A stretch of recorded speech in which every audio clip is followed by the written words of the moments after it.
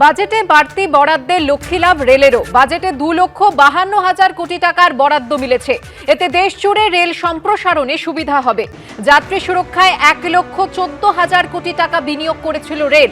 আগামী বছর এই অঙ্ক বেড়ে দাঁড়াবে 1,16,000 কোটি।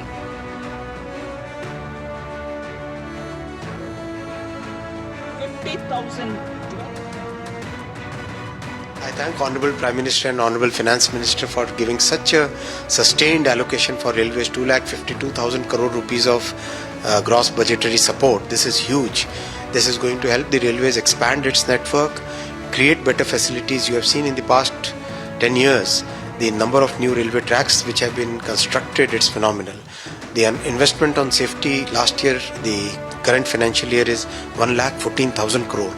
In the next year, it's going to be 1,16,000 crore. 100 new Amrit Bharat trains will be manufactured. 50 new Namo Bharat trains will be manufactured. 200 new Vande Bharat sleeper plus chair car versions will be manufactured. 17,000 general coaches will be manufactured. The flyover and underpass program that will have 1,000 more flyovers and underpasses. The freight corridor is going to get completed. Electrification is going to get completed in the financial year 25-26. Northeast connectivity is progressing so well. Kashmir connectivity is about to be inaugurated. It's the entire focus on getting good, affordable services is phenomenal. এ নিয়ে আমরা কথা বলবো আমাদের প্রতিনিধি অরিত্রিক ভট্টাচার্যের সঙ্গে। অরিত্রিক, বাজেটে 2,52,000 কোটি টাকার বরাদ্দ পেয়েছে রেল। কোন কোন খাতে খরচ করা হবে, কি পরিকল্পনা রেলের?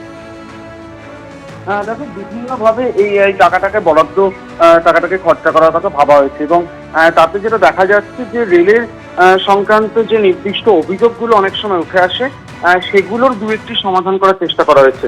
তার মধ্যে একটি গুরুত্বপূর্ণ হচ্ছে রেলের খাবার, এবং সেটাকে মাথায় রাখার জন্য আরো নতুন 600টি বেস কিচেনের যেমন ভাবনা চিন্তা করা হয়েছে, তেমনি যেটা দেখা যাচ্ছে সাধারণ যারা রেল যাত্রী রয়েছেন তাদের জন্য নন এসি জেনারেল কোচের যে প্রয়োজনীয়তা বাড়ে অনেক সময়, সেটার জন্য বেশ কয়েকটি নন এসি জেনারেল কোচ তৈরি করার একটা ভাবনা চিন্তা রয়েছে। পাশাপাশি দুটো খুব গুরুত্বপূর্ণ বিষয়, যে আমরা জানি যে গোটা দেশ জুড়ে বিভিন্ন রুটে এই মুহূর্তে বন্দে ভারত ট্রেন চলছে। এর পরবর্তী সময় যেটা রেলের যেটা লক্ষ্য ছিল, যেটি ইতিমধ্যেই কাজও শুরু হয়ে গিয়েছিল, বন্দে ভারত স্লিপার ট্রেন, অর্থাৎ দূরপাল্লার বন্দে ভারত ট্রেন যাতে স্লিপার কামরা রাখা সম্ভব হবে, এরকম 2,200টি রেক তৈরি করার কথা ভাবনা চিন্তা করা হচ্ছে। এবং সেই জায়গায় অন্তত 2027-এর মধ্যে নতুন 50টি এরকম স্লিপার বন্দে ভারত ট্রেন যাতে তৈরি হয়, সেটাও কিন্তু এই বাজেটে রাখা হয়েছে। আরো একটি গুরুত্বপূর্ণ সিদ্ধান্ত এই বাজেটে নেওয়া হয়েছে, এটা অত্যন্ত যাত্রী সুরক্ষার কথা ভেবে। আমরা দেখেছি হচ্ছে গত 3-4 বছরে রেলের বেশ কয়েকটি বড় দুর্ঘটনা ঘটেছে, এবং সেই জায়গা থেকে সাধারণ মানুষের মনে রেলের যে সুরক্ষা সেটা নিয়ে কিন্তু বহুবার প্রশ্ন উঠেছে।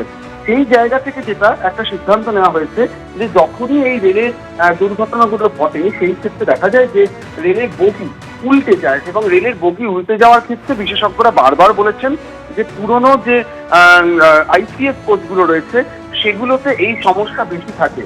নতুন বা জার্মান প্রযুক্তির যে এলএইচবি কোচ যদি ব্যবহার করা যে ট্রেনগুলোর ক্ষেত্রে হয়েছে, সেখানে যেটা দেখা যাচ্ছে দুর্ঘটনার পরে সেই কামরা নেতৃত্বের স্থিতিস্থাপকতার ক্ষমতা বেশি থাকায় সেই কামরা উল্টে যায়নি, এবং তাতে প্রাণহানির আশঙ্কা অনেকটাই কিন্তু কম হয়েছে। সেই এলএইচবি কোচ আরো বেশি ব্যবহার করা হবে, এরকম একটা সিদ্ধান্ত রেলের ছিল, এবং সেটাই কিন্তু এই বাজেটের অ্যালোকেশন, যে আরো দ্রুত এবং বেশি সংখ্যায় এই আইসিএফ কোচকে সরিয়ে এলএইচবি কোচ, যাতে দুর্ঘটনার প্রভাব কিছুটা কম পড়ে, প্রাণহানির ঘটনা কমে, সেইটাও কিন্তু নজর দেওয়া হচ্ছে এই বাজেটে। ধন্যবাদ অরিত্রিক।